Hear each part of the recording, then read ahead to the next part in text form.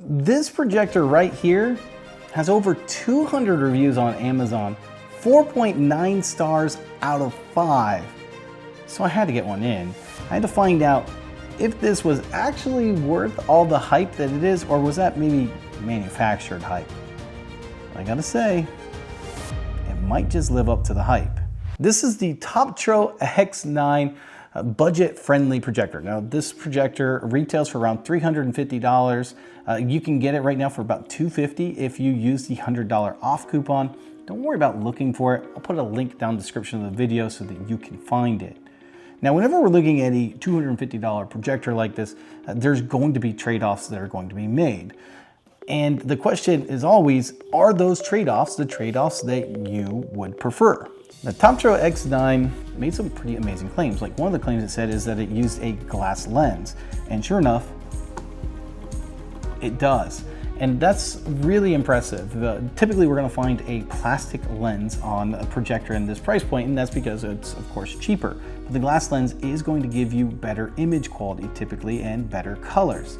And this does have features built in, such as a smart operating system. And this does have a smart operating system in there with licensed versions of Netflix, Amazon Prime, and even YouTube. Now, having said that, one of the trade-offs that they made on this is that they didn't go with like a Google TV. It may not have everything that you want. The good thing is they do give you some input options on the back. If we turn this around, we will see that they have 2 HDMI inputs as well as a USB input and a headphone jack out. This also has Wi-Fi 6 in it so that you can obviously use your smart operating system. And on top of that, it has Bluetooth, and that Bluetooth is both Bluetooth to the projector and from the projector, so you could hook up external speakers. Although you don't necessarily need to hook up external speakers because this does have an audio system, has 2 full range speakers on the back, and those do have passive radiators on either side. Now, this just helps get bass extension from these drivers to help give it more bass. Now, this projector does decode Dolby Digital, and I did test that out, and sure enough, it decodes Dolby Digital just fine. Now, I wanted to hook this up and test this out, so I went ahead and plugged this in, and the first thing that you will notice is this fan is very loud. In fact, out of all the projectors that I have tested under $500, this is the second loudest fan that I have ever tested. The good news is the volume of the sound system is enough to drown out the sounds of the fan, but it is something that you're going to want to think about.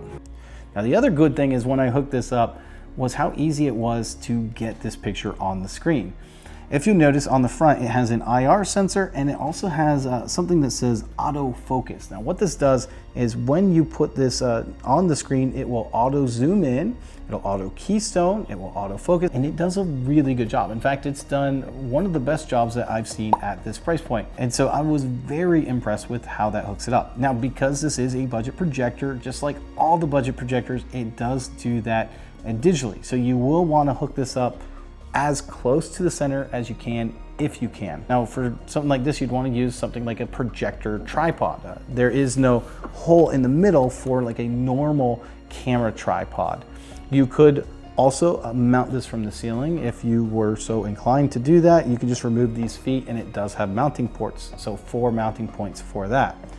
The last thing you can do is unscrew this and just put it at an angle shooting up on the wall, which I think is what most people will do. I did go ahead and test the lumen output on their high bright setting, which is their brightest setting. I was able to get 967 lumens. Now, it's not their 1200 lumens. Some of that could be the actual place that I'm testing. It is a bright room. Having said that, 967 lumens is still more than I've tested at any other budget under 500 projector that I've tested so far. Now, what really surprised me was when I put this on standard and did some testing as far as video quality goes, the delta errors, which are the errors at which we expect the colors to deviate from the actual color, was a delta error of 10. To put that in perspective, we would expect a good television to have delta errors right around 10 when you take it out of the box. And what it did best at was the actual color reproduction of skin tones.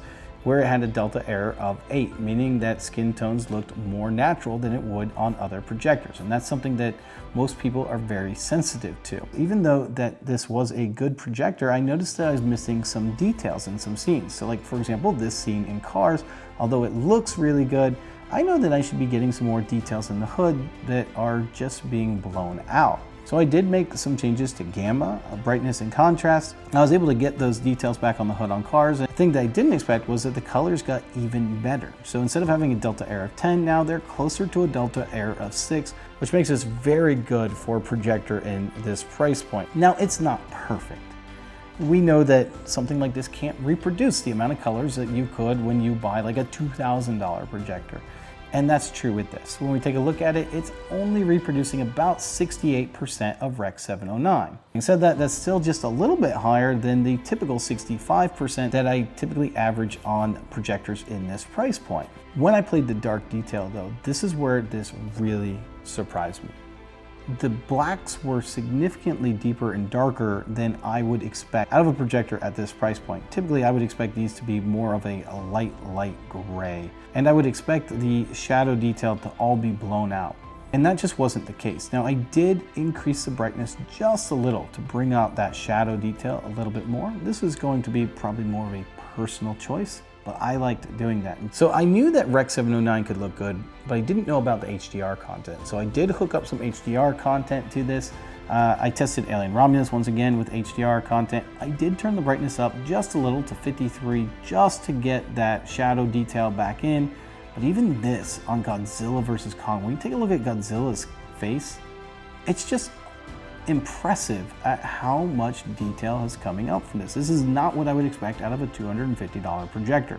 I mean, they're not going to be as bright or as vibrant as a high-end projector, but for a $250 projector, they look pretty darn good. Now, I started this video wondering if these reviews were accurate on Amazon. And I don't know, maybe some of them are paid reviews, maybe they aren't, I don't know. But what I can tell you for sure is that it's actually a really good projector at $250. And if I was in the market for a $250 projector, I would definitely consider this. So if you're looking for one and picture is the most important thing to you, take a look at the Toptro X9. Like I said, I'll leave the link in the description. This is Toyd. I'm out.